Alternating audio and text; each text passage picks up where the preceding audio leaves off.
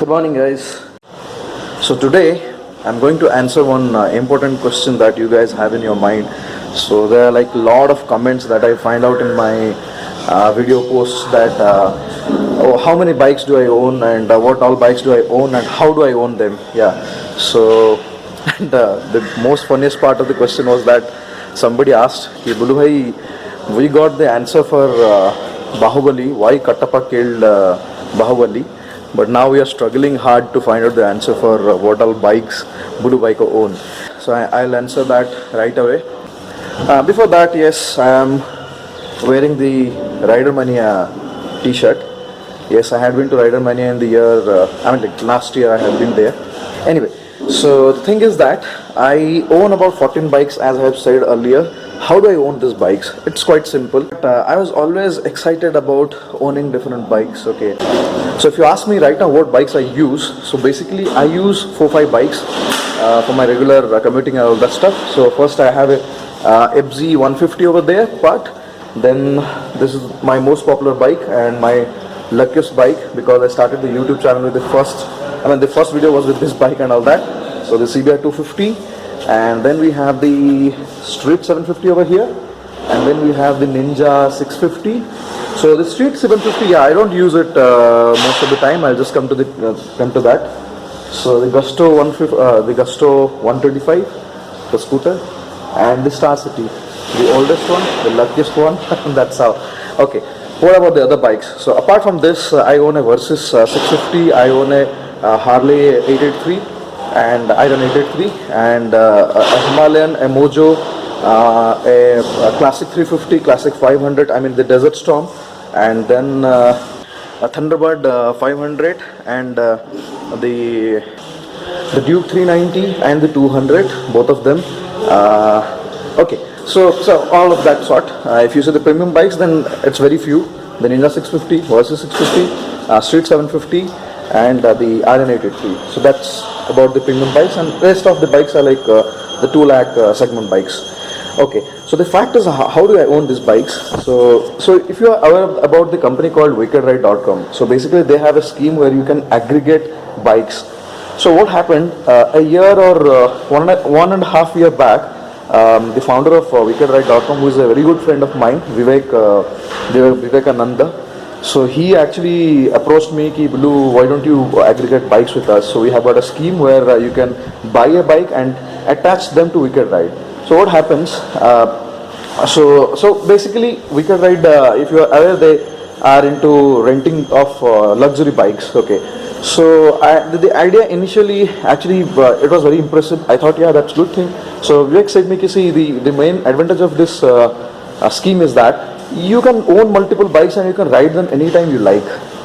So I thought this was a good thing, because trust me guys, for a middle class person like me, it's really difficult to own, or you can say it is highly impossible to own this kind of bikes. Okay, because see, it's not that you can't invest that much money, or you can't save and invest that much of money, or you can't take a loan to buy these bikes. But the thing is that we have a lot of other priorities in our life. So obviously we'll not invest so much on bikes, and like how the family will react if at all you're buying so many bikes and you're parking it in your garage.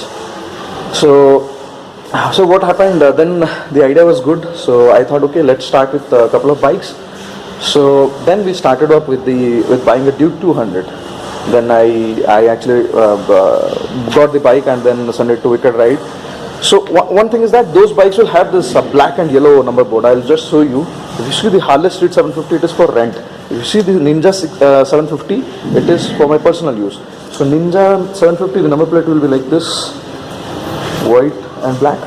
And if you see the Harley 750, so it's a yellow and black number plate. But if you can see, this bike I'm using for last 2 months, because I thought I'll have a change. So therefore, so what happened, then I started investing in that company. I'm like on bikes basically. I started buying bikes and giving it to them. Then I saw that it was doing good actually. It was doing good, and then I actually got inspired, and then slowly I started buying a couple of other bikes. So what happened, I bought all these bikes, but the Versys 650, when I brought it, surprisingly the height was so high that I have only used that bike for 3 or 4 times max. Once I think I went to Chittoor because the highway was good.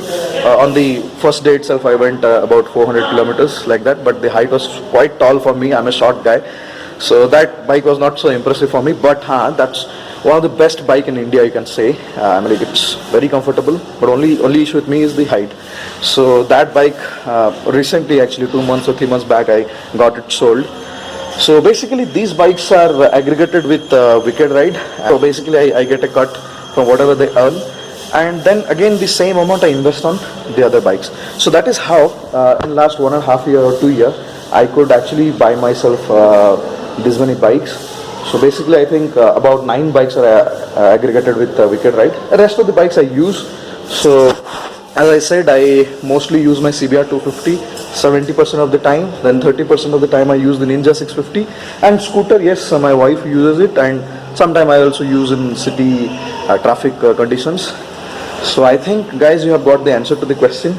I know it's not so big deal, because just that there was a scheme or scope for me to invest on this bike, therefore I bought it. Otherwise there is no point of investing in so many bikes, because like what happens, if you have one bike, you can take good care of that bike and you can ride them every time you want. So that's what the thing is. So that was the first part of my video. Now let's go to the second part of the video. Okay, we'll drive. So I have to rush somewhere, so we have to drive. We'll drive and we'll discuss.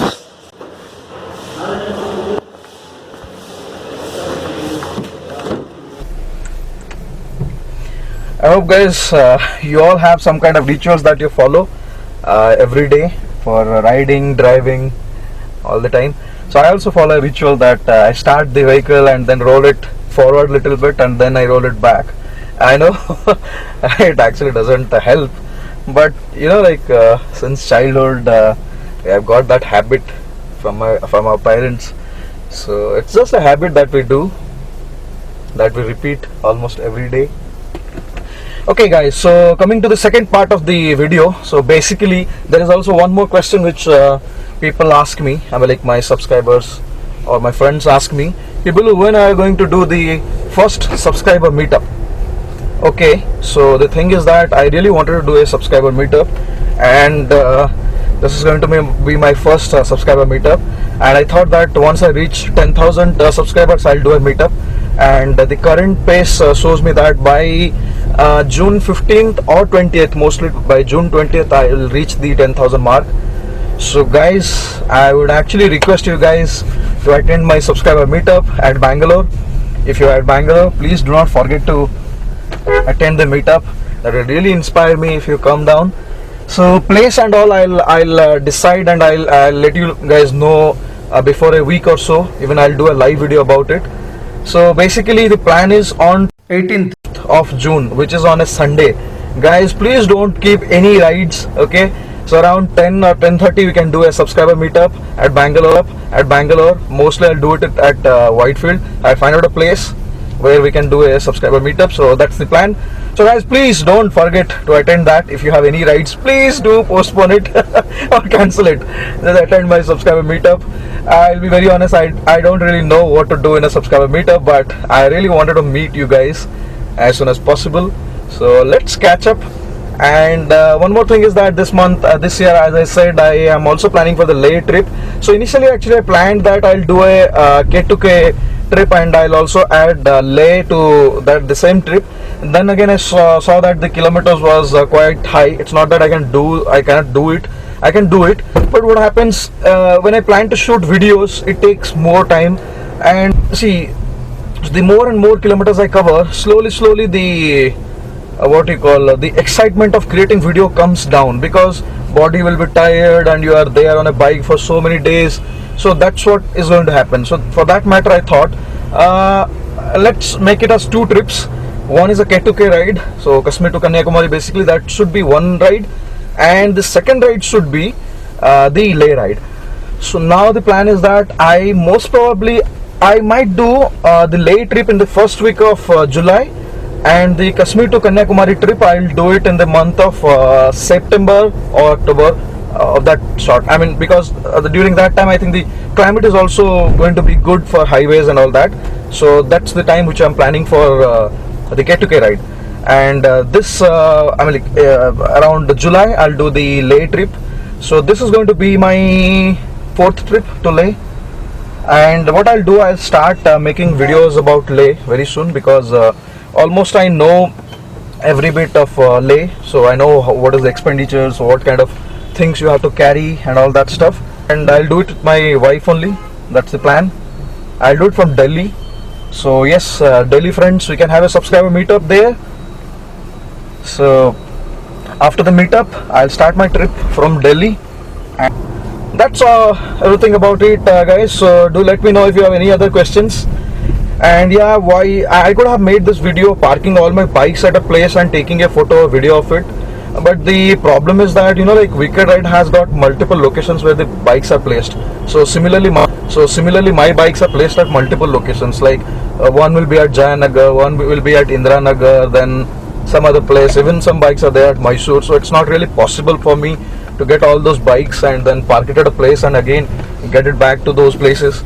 So therefore I thought it's okay, so I just named the bike. So that's how it is. One good thing about all these things is that basically, to be very honest guys, I do not ride anyone else's bike because I'm not so comfortable riding others' bike, because I feel bike is something which is very much attached or associated with the owner, and if I ride them, I'm not comfortable. I feel very stressed when I ride others' bike.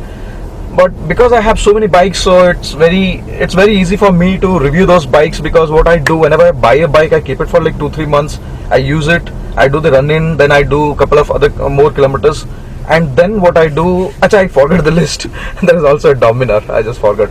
Anyway, so what I do is I can create review videos on those bikes. Even if I hit that bike somewhere or something gets damaged, I don't have to worry because it's my own bike.